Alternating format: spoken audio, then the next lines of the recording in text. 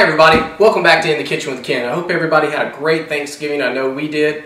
I got to go to Chattanooga, Tennessee and spend some time with my grandmother up there. And you know, it's just nice seeing her and seeing the family and everybody.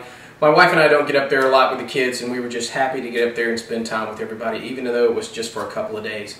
But you know, while I was there, I picked Rosie's brain for a little bit, and I got a couple recipes out of her. And I'm going to share some of them with you. In the paper today, I'm just going to do her buttermilk coconut pie. But this is one easy, little, simple recipe that she makes that's one of her favorites. And she's been making this for years. There's a jam cake recipe that I'm going to include that she's been making since like 1921. So it's just amazing.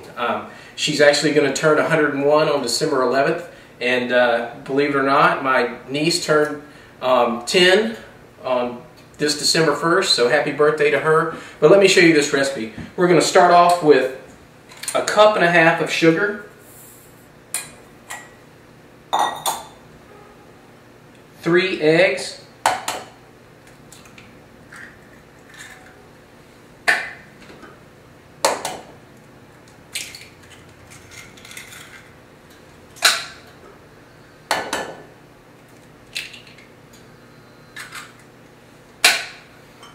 third of a cup of buttermilk,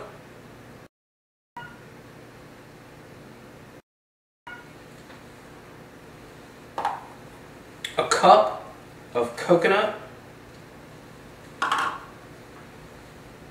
and a teaspoon of vanilla. And then just to make it a little bit better, a stick of butter. Could be an old recipe without a stick of butter in it. Now we're going to take this and mix it all up. Your butter, kind of get it to room temperature. That way it'll be a little bit easier for you to mix up.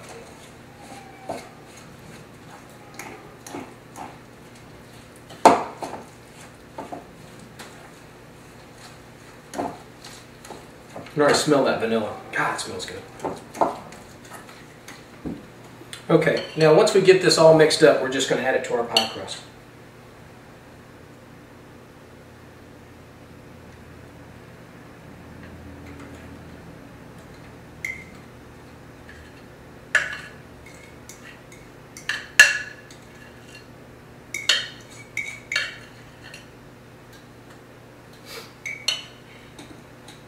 We're going to put this pie in the oven at 350 for about an hour, or until the coconut rises.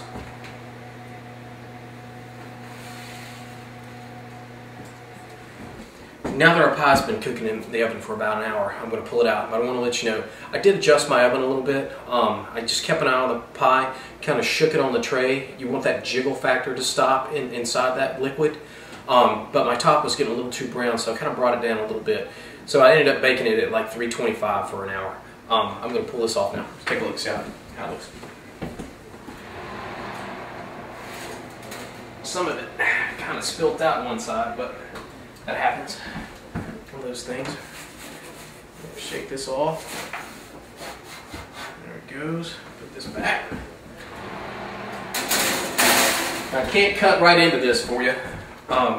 You're going to need to let it sit probably for, I don't know, hour, 2 hours. That way everything will kind of cool off. It'll settle down a little bit.